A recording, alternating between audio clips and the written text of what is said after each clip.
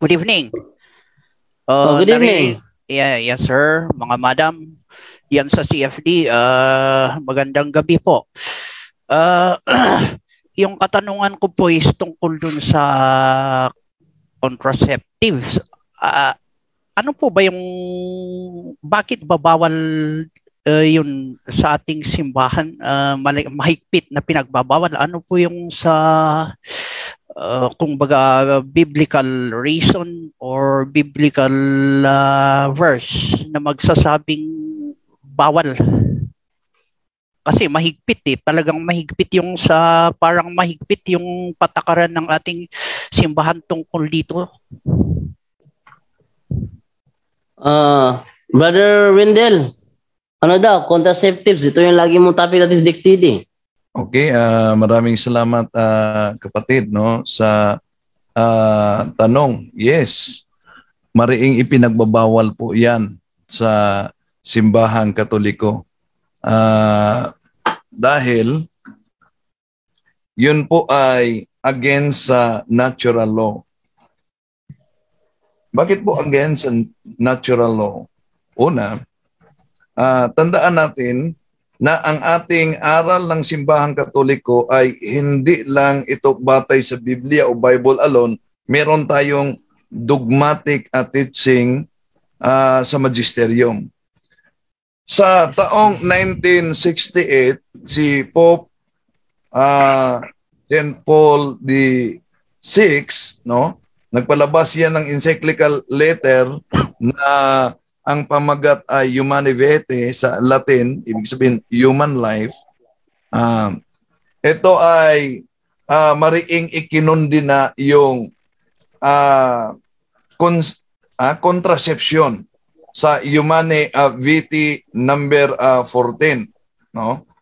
Dahil ang layunin ng pag-aasawa, marriage life is procreation, no?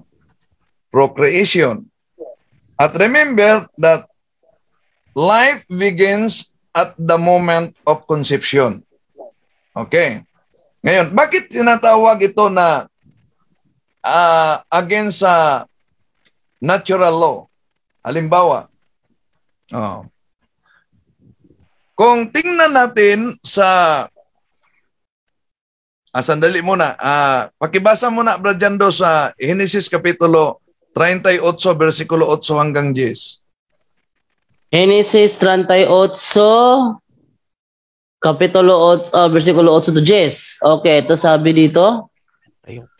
Kaya sinabi ni Huda kay Onan, sipingan mo ang hipag mo dahil tungkulin mo yan bilang kapatid ng asawa niyang namatay. Para sa magitan mo ay magkakaroon din ng mga anak ang iyong kapatid. Pero alam ni Onan na hindi tuturing na kanya ang magiging anak nila. Kaya tuwing magsisiping sila ni Tamar, itinatapon niya sa labas ang kanyang binhi para hindi siya magkaanak para sa kanyang kapatid. Masama ang ginawa ni Onan sa paningin ng Panginoon, kaya pinatay din niya ito. Okay, so meron talagang punishment, no? Okay, balikan natin.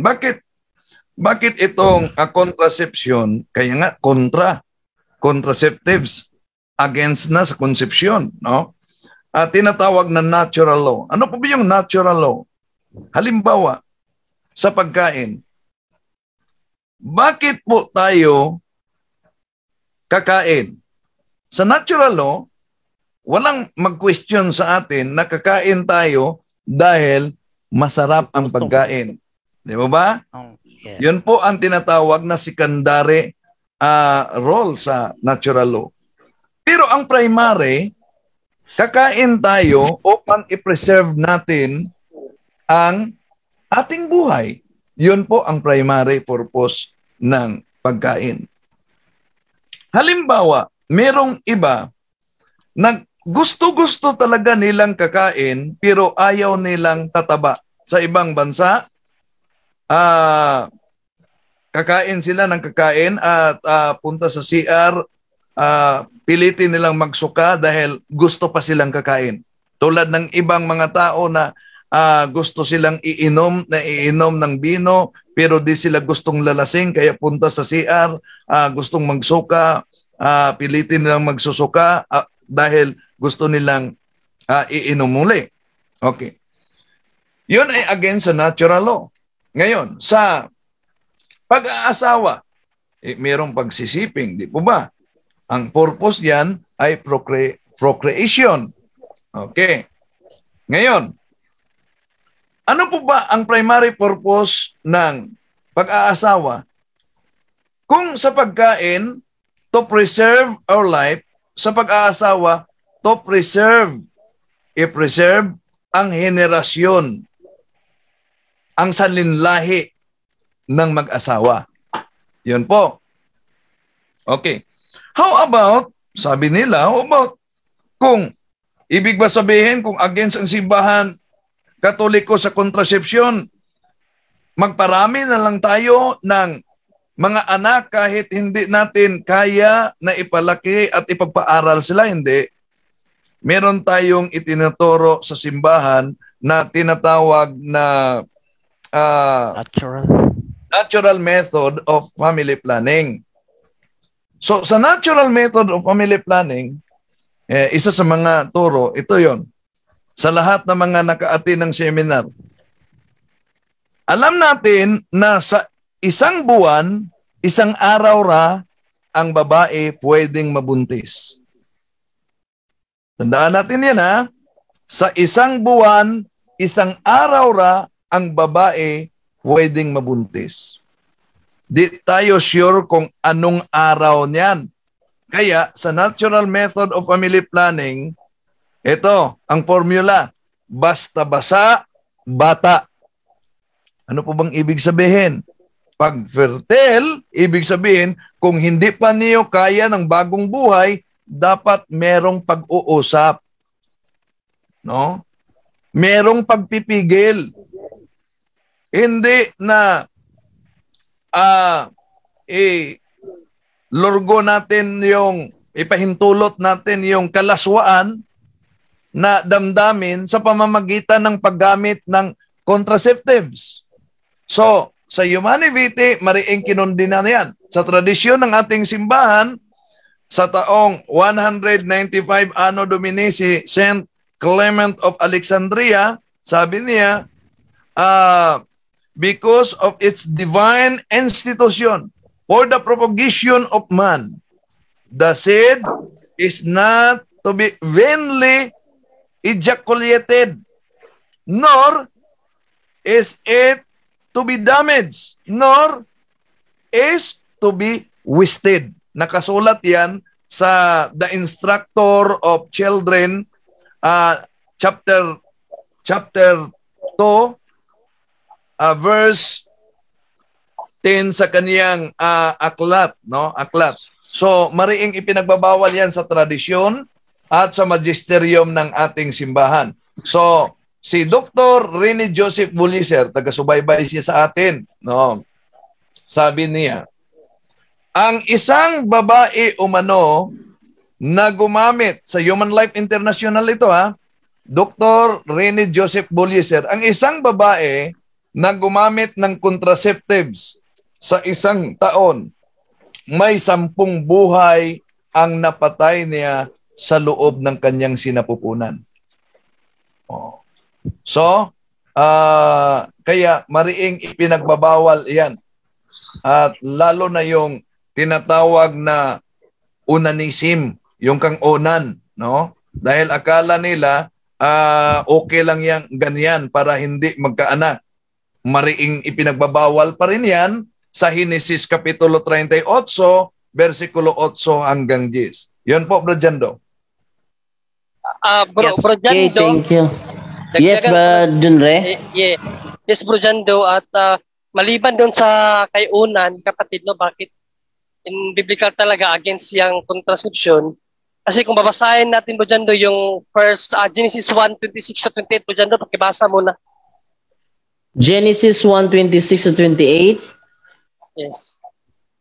Okay, so basahin natin ang Genesis 1, 26-28. Ito sabi dito. Pagkatapos, sinabi ng Diyos, likain natin ang tao ayon sa ating wangis. Sila ang mamamahala sa lahat ng uri ng hayop.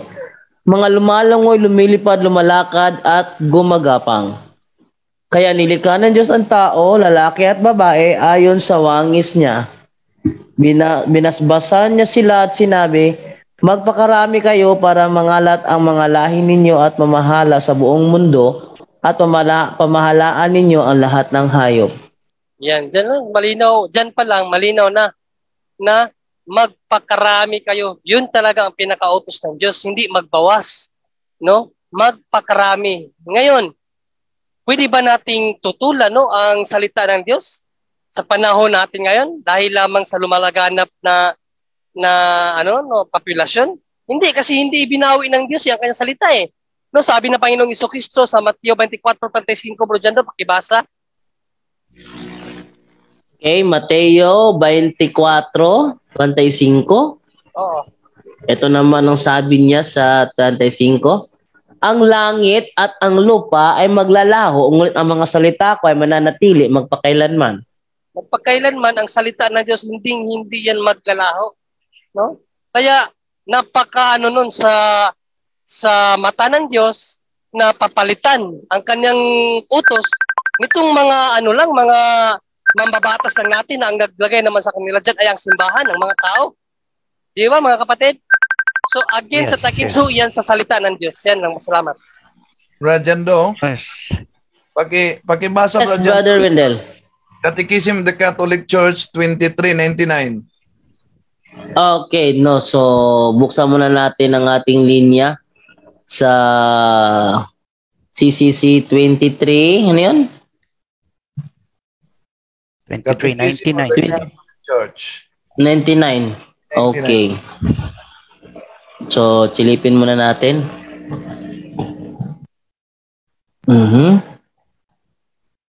Ito. Yan. Okay. Yan. Sabi ganito. The regulation of births represents one of the aspects of responsible fatherhood and motherhood. Legitimate intentions on the part of the spouses do not justify recourse to morally unacceptable means, for example, direct sterilization or contraception. So, malinaw, no? Again sa official na aral. Ang problema lang natin ngayon, kapatid, ay lumalaganap itong mga propaganda. Ano po ang propaganda? Overpopulated na tayo. At dahil overpopulated na umano, kailangan na i-control ang pagdami natin dahil namimiligro na lalong maghirap tayo. Mali po yan, no? Nasubukan niyo na ba na hindi po totoo na overpopulated na tayo? Nasubukan niyo na bang sumakay ng eroplano? Tingnan niyo. Ang dami pang mga lupain na walang mga bahay, di ba? At maliban na daming mga lupain na walang bahay, karamihan ng napakalawak na lupain, pinag-aari lang ng ilang mga mayayaman. Oh. Kaya, halimbawa, yung kanilang argumento na overpopulated na tayo at dapat i-control ang ating population. Yon ang argumento nila. O, sige, ipalagay natin kapatid, na next month, kalahati na lang ng population natin ang mananatili. Palagay lang natin yan. Next month, kalahati na lang ng populasyon ng tao sa Pilipinas ang mananatiling buhay. Tanong, kung sakali na kalahati na lang ng tao ang mananatiling sa populasyon, ibig ba sabihin, magiging yayaman na ang ating bansa kung kukunti na lang ang populasyon sa ating bansa habang yung mga politikong kurakot, Yung mga kurakot, na meron namang hindi. Yung mga politikong kurakot ay nanatili pa rin sa posisyon? Yon ang malaking question. Yun po, Brother Jando. Madagdagan ko nilang Bro Wendell. Hindi rin rason ang population, no, na darami, dahil ang namamahala po sa lahat ng ang lahat ng nilikha ay ang lumilikha. Siya po ang namamahala ng lahat. No, 1:16 ko, Closas 1:16 mo dyan, pakibasa bro.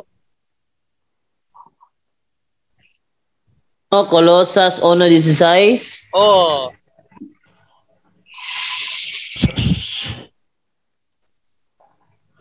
Sapagkat magitan niya at para sa kanya, nilikha ang lahat ng nasa langit at nasa mundo, ang nakikita pati rin ng di nakikita. Katulad ng mga espiritu naghahari at namamahala, mga espiritu namumuno at may kapangyarihan. Oh, yun. May pamamahala. Ang namamahala, sino ma? Ang Diyos natin ang namamahala sa lahat. No, kaya, ang kasi dyan, yung bang pinapalitan natin ang salita ng Diyos sa salita at isip lang ng tao. Kapusungan po yun. Bro Jando, salamat. Bro Jando, ilagdag ko lang, Bro Jando, no? Dahil nang naka-attend ako sa International Human Rights, inimbita ako ni Dr. Rene Bulliser. Isa sa misa na naka-attend ako sa misa, isang arsobispo, na yung arsobispo na yon ay apostolic nuncio na naka-assign noon. Italiano siya na naka-assign noon sa Papua New Guinea, no? Siya ang nagmisa. Napakaganda ang kanyang homily. Batay sa kanyang homily, sabi niya, noong panahon umano na nag-death anniversary ang kanilang lola, sila na magkakapatid. Siya, isang obispo, at may lima na mga kapatid na pare nagmimisa para sa kaniyang lola na namatay. Bakit? Sabi niya, noong bata pa ang kaniyang lola, dalaga, nabuntis. At di nagustuhan ng kaniyang mga magulang, kaya siguro may balak yung ilaglag ang bata, pero ang bata ay ipinanganak talaga, ngunit kahit ipinanganak, iniwan lang ang bata, isang lalaki, iniwan ang bata sa isang pintuan at na-adapt siya. So na-adapt ang bata. Batay sa homily ito ng isang si Archbishop Fanfilo, no? Sabi niya, na-adapt ang bata. Lumaki ang bata, pinaaral ang bata, at nagiging farmer ang bata. Lumaki na. Nag-asawa siya. Sa kanyang pag-aasawa, nagawa siya ng kasunduan sa Diyos sa kanyang sarili. Una, na magkaanak siya ng marami. Ikalawa, na mananatili siya na mahirap. Yun ang ginawa niyang kasunduan. At nagkaanak siya ng 6. Sa 6 na anak niya, isa ang naging arsobispo. 5 ang naging pare. At iyon na yon, si Bishop Monsignor Panfilo na nagmisa sa amin. Sabi niya, di namin kilala sino ang aming lola. Dahil iniwan lang ang papa namin at na-adapt. Pero sila ay nagmisa. At yung si Monsignor Panfilo, nag-advise siya sa isang college student na naging speaker din namin, college student nakabuntis habang nag-aral pa. Sabi ng mga parents ng babae, napakamalas namin sa iyo dahil dahil nag-aaral ka pa, mahirap kayo, nabuntis mo ang anak ko. Kaya nagpa-advise siya kay Monsignor Panfilo. Sabi ni Monsignor Panfilo, panindigan mo ang buhay. Kung panindigan mo ang buhay, panindigan ka sa may-ari ng buhay. Stand for life, and the owner of life will stand for you. So, nag-asawa talaga, pinakasalan niya. Nagkaanak sila, sabi, ikalawang speaker namin yon, nagkaanak sila, ang isa umano niyang anak babae, nag-asawa ng Koreano, ang isa Amerikano, ang isa umano nasa Germany, nag-asawa din. Ang isa nag-asawa ng Hapon. Sabi niya, tingnan nyo ang pamilya namin, United Nations na ngayon. Dahil panindigan mo ang buhay, paninindigan ka sa may-ari ng buhay. So tingnan natin, napakaganda sa istorya ng buhay ni Archbishop Panfilo. Yun po, Brother Jando. Okay, Ultimate Cardinal. It makes sense. It makes pero ito po ba yung it makes sense, maganda yung mga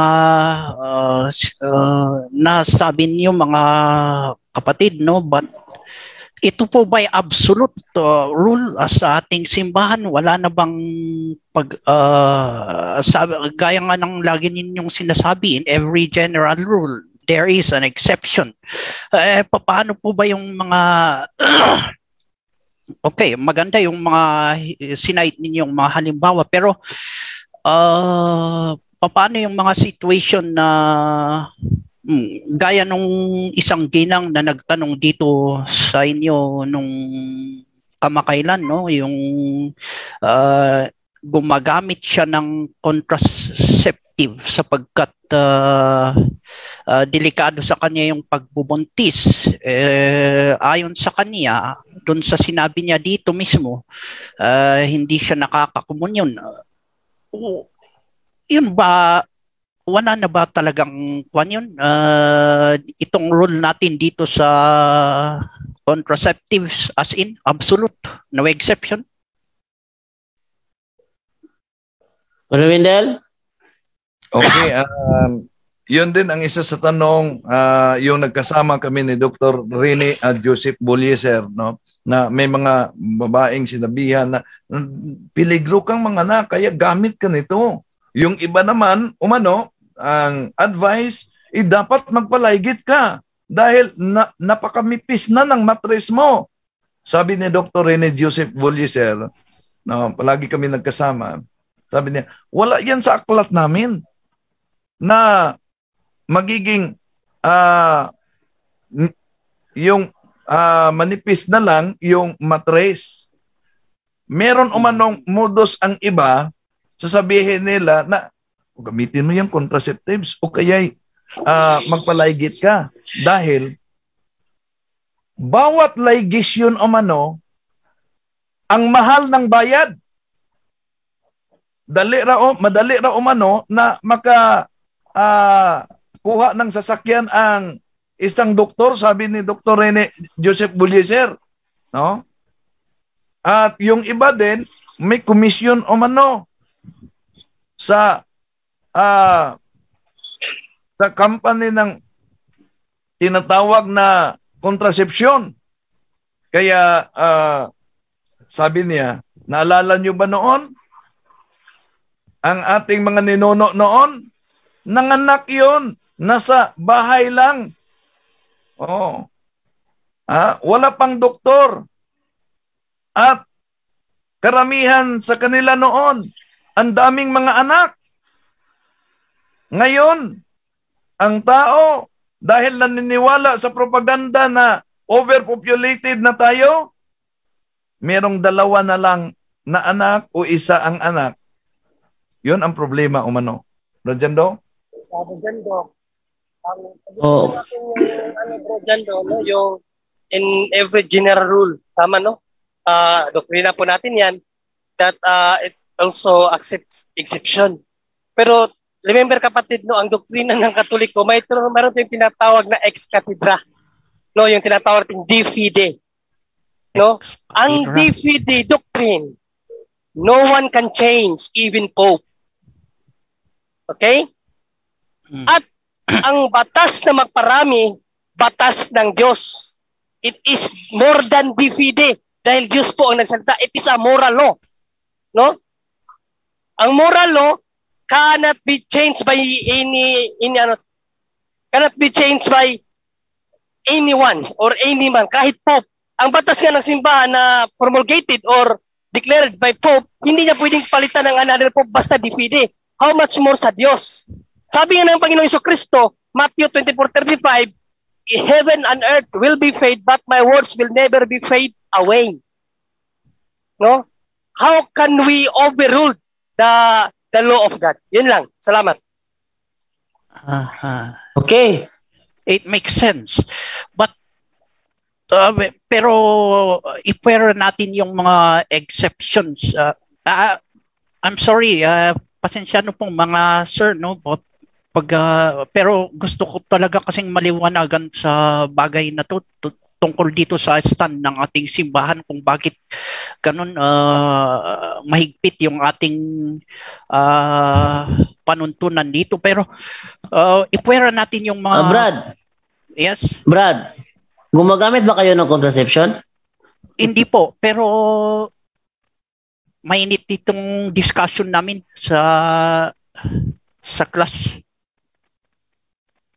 Yun nga, yun, binigyan na ni Brother Winnie lang sagot at saka ni Brother John Ray. Yes, but yung mga nila kasi yung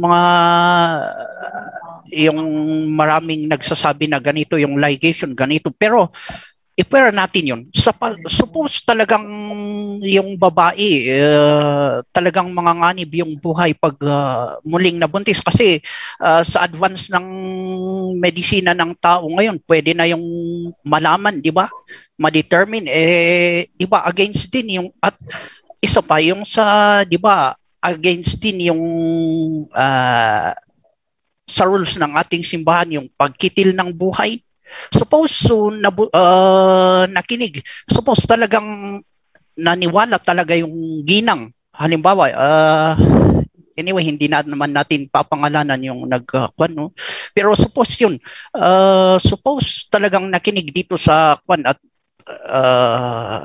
sinunod niya yung ating sinabi at pinatanggal yung kanyang ligation, although sabi nila, yung ligation hindi basta-basta madaling matanggal. Once nalagay, talagang mahirap nang tanggalin. Suppose, pero assuming na talagang pinatanggal niya at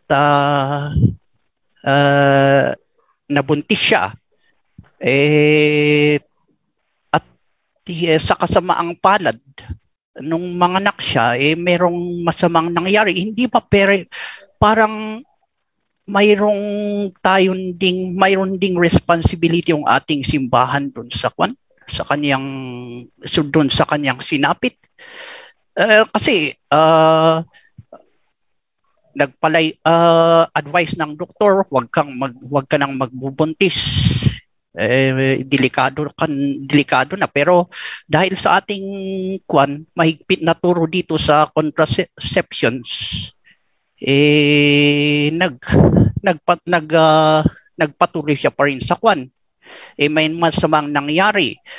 Hindi ba parang may kamay din mayroon din tayong kabahagi dun sa kaniyang sinapit kung sakasakali?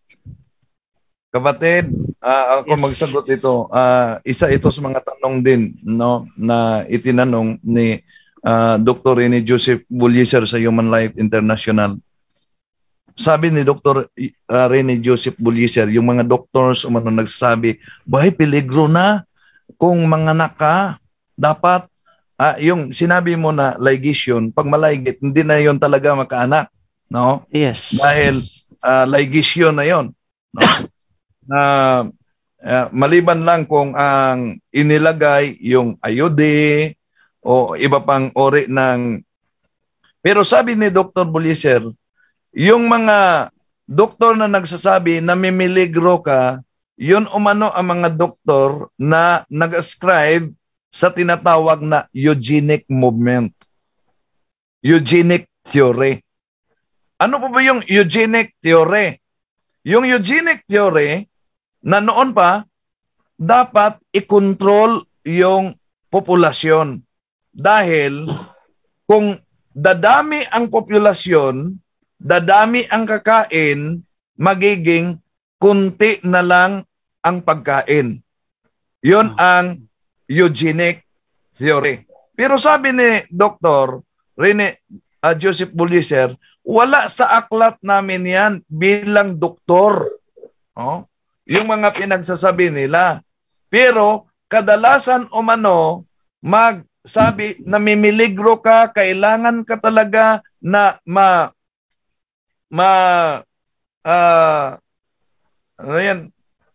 malaygit dahil napakamahal ang bayad. Baka yung sabi niya, kung maalala ko, 3 ligation ba to pwede nang magkasasakyan? Oh, napakamahal ang bayad ko no sa ligation. Oh. Kaya yon ang mga sinabi nilang daming mga nagkampanya na ilaygit. Yun po, kapatid. In other words, talagang nagsisinungaling lang yung mga doctors na yun? Merong ganyan. Kaya nga, kinukorek sila ni Dr. Rene Joseph Buliser, no? At sa mga iba pang mga doctors na nasa Human Life International na mga religious na doctors, no?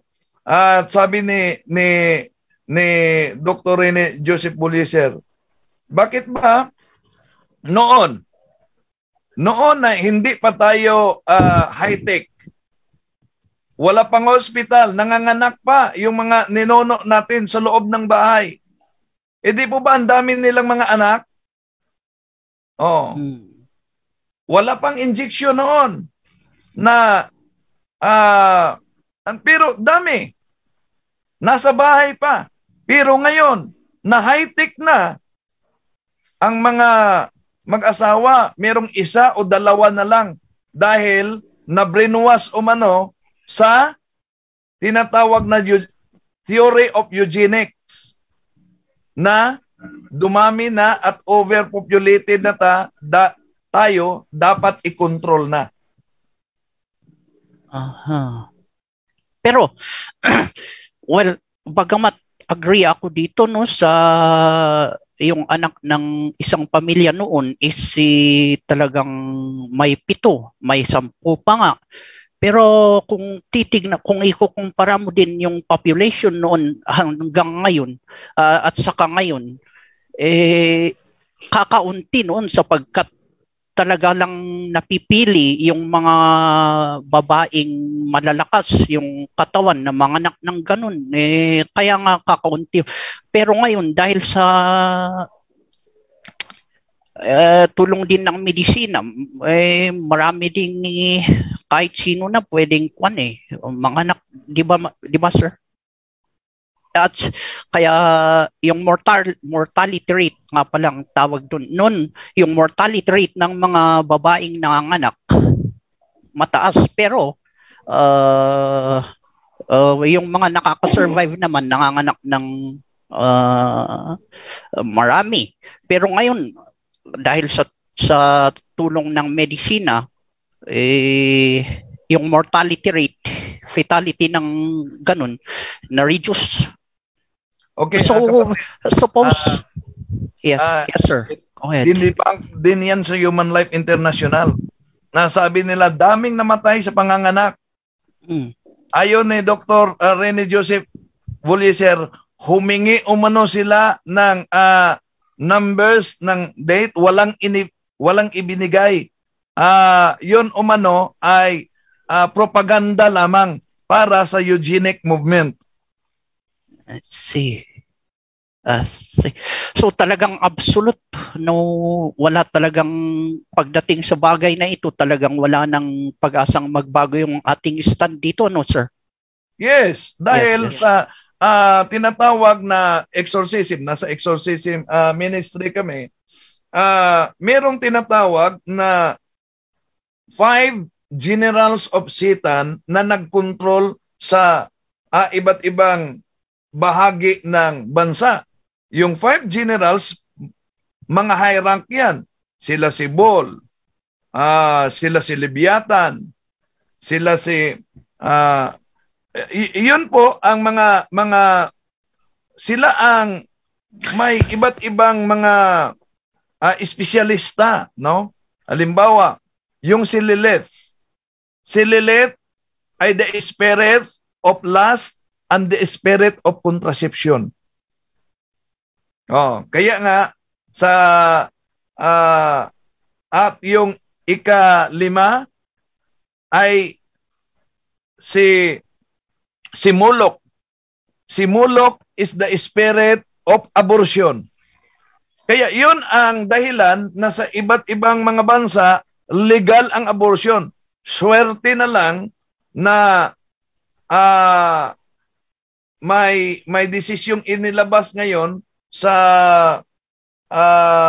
Roe versus Wade na desisyon, no? Yung nagsimula sa case ng abortion.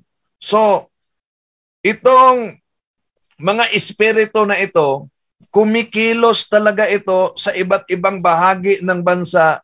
Dahil, bakit? Bakit inaatake nila simula mismo sa sinapupunan? Ayaw ng mga demonyo, ng mga fallen angels na meron na namang ipanganak na bata. At kung itong bata na ito na ipanganak, tatanggap naman ng binyag. At dahil tatanggap ito ng binyag, makapasok na naman ito sa kaharian ng langit. Samantalang ang mga fallen angels, hindi talaga makapasok. Yon ang kanilang tirada. I see. Akala ko kasi pwedeng ito magbago gaya nung sa stand ng simbahan doon sa yung doctrine natin noon na Earth is the immovable center of the universe. 'Di ba? Yun yung dahilan na pagkakabilanggo noon ni Galileo Galilei, and later on after 300 years ni-recognize ng ating simbahan na talagang tama si Galileo Galilei. Akala ko ganun pwedeng mangyari ito dito sa contraceptives dahil sa Iba 'yon, kapatid. Dahil yun. Dahil yung kay Galilei, nagsimula 'yon at theory. Ang theory, alam naman natin, theory it needs to be proven. At naprubahan, kaya nga nagbago. Ngunit itong contraception, hindi ito theory. Meron talaga, sabi ni Brad kanina, magkasama natin, John Ray, hindi ito magbabago. Ang dogma cannot be changed. Yes, I understand. Well, akala ko dahil sa advance ng technology ngayon, gaya nga ng nasabi ko kanina, pwede nang ma-determine ng mga nasa sa medisina na manganib yung buhay ng isang tao. Akala ko pwede talagang magbago yung stand natin dito, hindi pala. Well, anyway, thank you very much sa pag-entertain sa aking mga katanungan, no, mga sir, mga madam. Salamat. Yun lang. Pagpalain nawa kayo ng ating Panginoon. Yes. And again, thank you.